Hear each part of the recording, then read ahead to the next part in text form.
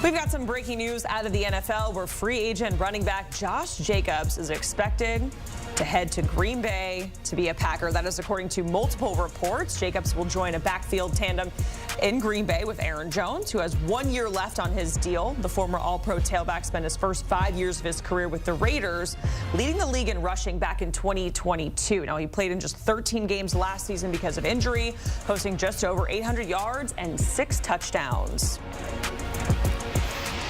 We have the crew back with us here on set. Pete Prisco, Danny Kanell, I'm Jacqueline D'Agostino alongside Tommy Tran to talk about Josh Jacobs heading to Green Bay. And Pete, when this news came down, you said, I don't like this deal. Why not?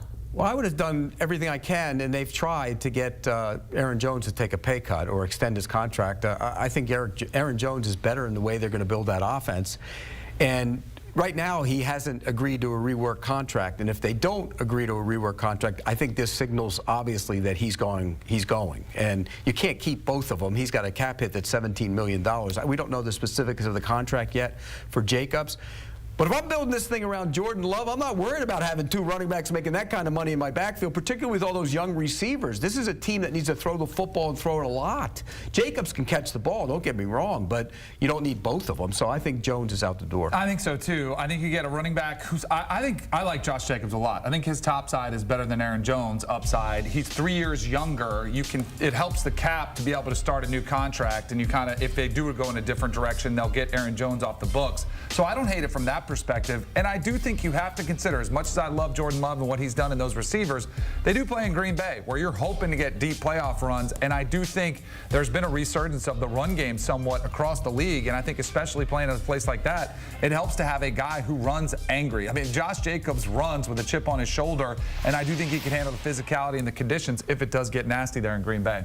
We're kind of getting a slew of these moves today. Swift to Yes. Chicago, Pollard to Tennessee. Pete, what does this tell you about so much action that we're seeing at the running back position today? Well, the contracts aren't bad for the teams. I mean, these guys aren't making a lot of money. It's most of them, and we don't know what Jacobs is getting, but most of them have been $8 million a year.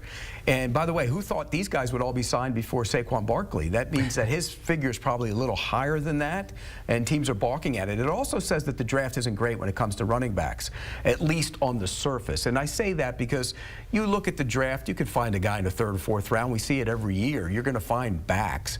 And I think there's some good ones. You mentioned, Trey Benson from Florida State. I think he's going to be a big-time player. He's probably going to go in the 2nd round, though.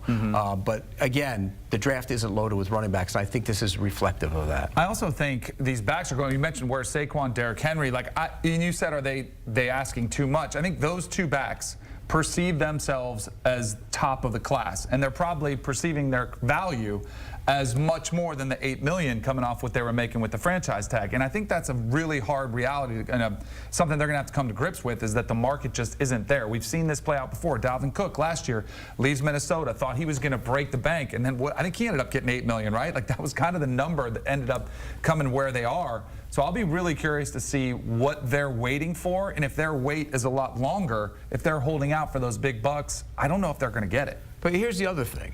The Chiefs just won back-to-back Super Bowls with Pacheco as their lead back, and he was a late-round pick. Yep. You can find guys, and people always say, well, you can find guys at every position, but that position you can really find guys and have success running the football. Agree with you, but I also think it's easier to win with Patrick Mahomes than it is with Will Levis or Jordan Love, 2 young quarterbacks who really can benefit from a strong running game to help them along. And I think but we've seen it work before at other places too, across the league, where I agree with you on the value of it, but I think that's what makes it less surprising that the teams that are signing the backs are the teams with young quarterbacks. Like Miami. Miami has a bunch of guys. Look, Mostert was cut about, how many teams was he cut by? 6 teams, and they drafted HN in the 2nd round. I mean, you can find backs. You can always find backs. That's why I'm always reluctant to pay backs. But these contracts aren't bad when you're talking about paying backs. They've come way down. They really have. Yeah, we're still waiting to see what happens with Saquon. The Eagles Derrick are a Henry, team. yeah.